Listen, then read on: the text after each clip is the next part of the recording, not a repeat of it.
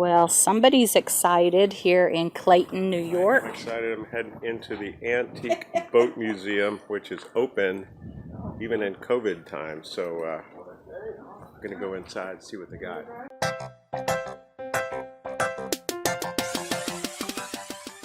So as you enter, you will pay, and they have various packages there for you to purchase, whether you want a tour or a ride on one of the boats, what's available that particular day. And you will see the lobby here is very well appointed, kind of gives you an overview of the craftsmanship and what the boats were used for. Well, I'm here in the Canoe exhibition here in the small craft building, and just a bunch of different canoes and information on how they were built. There's a sailing canoe there. All kinds of canoes here with a bunch of data on them. This is just one of the 5 buildings that are here at the Antique Boat Museum in Clayton. I'm going to pan around here and look at a plaque here because we went through Rice Lake on the Trent Severn, and here is the Rice Lake Canoe in Ontario. And kind of zooming in here to see as these were built, look at the price. $45 up to maybe $75 for a canoe, hand built. And gosh, if you want cane seats, $1 extra.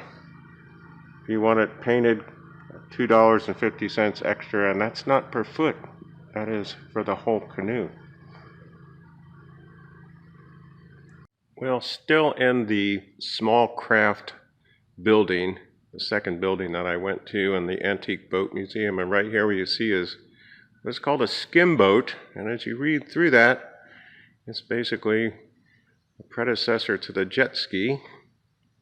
Had a little 7.5 horsepower motor in it, and the rider would lay down, or you could stand up on it too and shift your weight to steer. Just a ton of boats in here. I've counted at least 4 rooms. This is one of the last rooms. I'm heading out and just kind of panning around here. And you could spend a day in this building alone, just kind of reading up. And this is an interesting boat here called Dorothy. And I suppose if you wanted a little bit more information on it, you could do so by Googling it, but it had a 4-cylinder engine in it and kind of a speedboat for the time that it was in. And on the starboard side of the hull there, you can kind of see an exhaust. The engine actually sat in the middle of the boat, and I'll kind of up here and give you a view of what that engine looked like. I'm sure it probably had a cowling over it at one point, but there is the engine, and this thing kind of zipped around in the Thousand Islands area. So just a neat place here. You can kind of just feel the history that's in here, and just kind of wondered what type of people, how much fun they had with these magnificent wooden boats. Yeah, now outside of that small craft building here, looking at the grounds of the Antique Boat Museum. And of course this is October 1st and leaves are changing, it's brisk. We're about ready to go into the Edward John Noble Historic Stone Building Museum. This will be the 3rd building that I've planned to go through here. So let's take a look at what's inside. So I'm inside the stone building here, and what a surprise. Looks like they have set up a work area here and probably work on boats in here, and have one here called the Footloose, kind of a speedboat for its time, just beautiful. You can see all the various little workstations here, and just think of the craftsmanship that goes into this, and the attention to detail, and of course effort, time, and love. You can almost just feel the craftsmen in here sharing their techniques, trying to strive for perfection as they build these beautiful machines. Just a wonderful, wonderful feeling. Look at all those tools on the wall, and the knowledge that has to go with that as they pass it down from generations. So just a little bit more about this area here. It actually is a working area, footloose and fancy free. Built in 1937, and eventually had a 235 horsepower Chrysler motor put into her.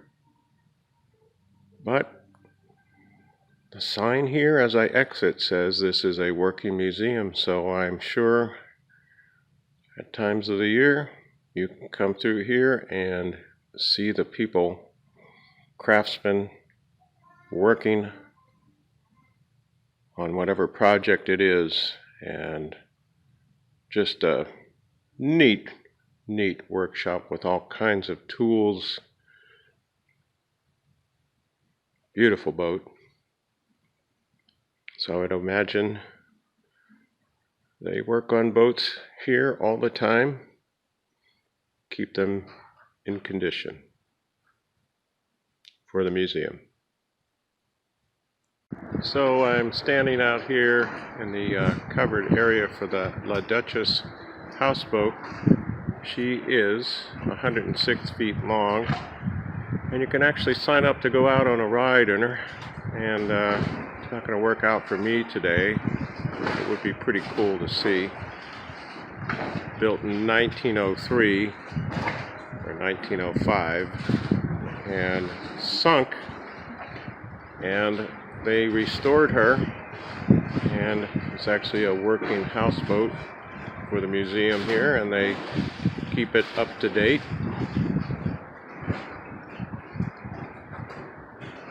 You can imagine all the years that she was on the river. Here's a plaque, the timeline, 1905, and then sunk in the Bolt Castle area, restored, purchased by Andrew McNally of the Rand McNally fame, and still working and keeping it up to date. Another wall here where they have their in-water fleet. Number of different boats that they keep in working order.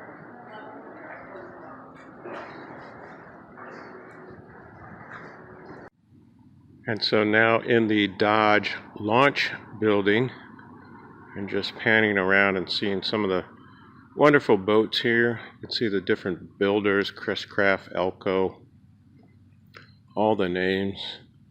And again, you could spend hours in here looking at the boats and the plaques and about the construction of the boats. Garwood, another Elko. This is the biggest boat in here. It's a 42-foot Elko, and the original price $15,500. Basically a houseboat, and it did 12 miles per hour.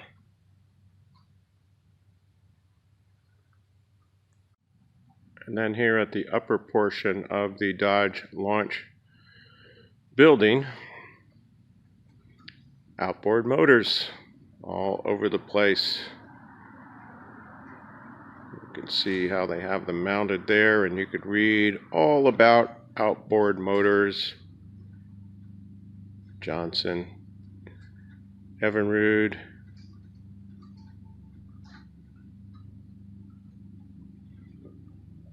just wonderfully set up here. And so now in the final building of the Antique Boat Museum that I've toured today, it's the quest for speed, or the need for speed, and just a exemplary show here of engineering combined with craftsmanship and the world records that were set along the way. Beautiful exhibit. And the other thing just about the building itself is just an example of craftsmanship with the stone combined with the wood. We'll take a walk downstairs and look at some of the exhibits there. An example of that workmanship that goes into the boats also went into the construction of this museum building. And you can see here as we walk through, Dressed to Race, an exhibit there about the different protective equipment through the years. And we'll pan around and see the wonderful, wonderful exhibits here. Again, you could spend hours in here just reading and feeling the excitement that there must have been as these machines were built and tested and records set throughout the different years. I'm in here by myself, and it is really something that you just have to experience. So a stop in Clayton would be incomplete without coming to the Antique Boat Museum. Rolls-Royce Merlin engine, developed for aviation, famous for its high power, low weight. At the end of the war, these were surplus engines and could be bought up, and yes, they put them in boats. Take a look at these beautiful machines. Had the experience to fly a P-51 a number of years ago. There's just something about that Merlin engine. Let's put into this boat here.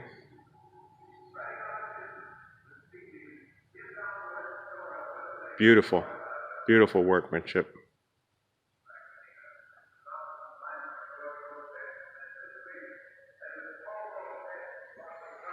Take a look at that Merlin.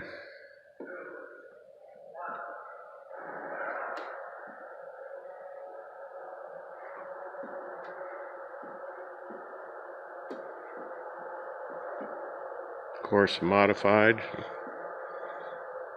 to put into the boat, but surplus war material that they were able to use and put into speedboats.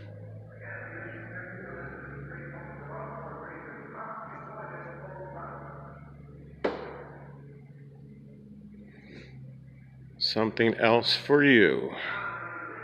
Never really achieved its goal because of the advent of the gas turbine engine, but powered with the Merlin. Look at that workmanship.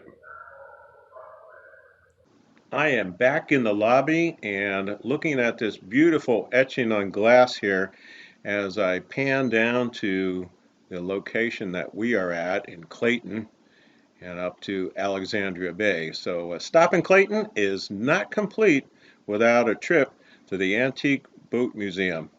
It's a must stop.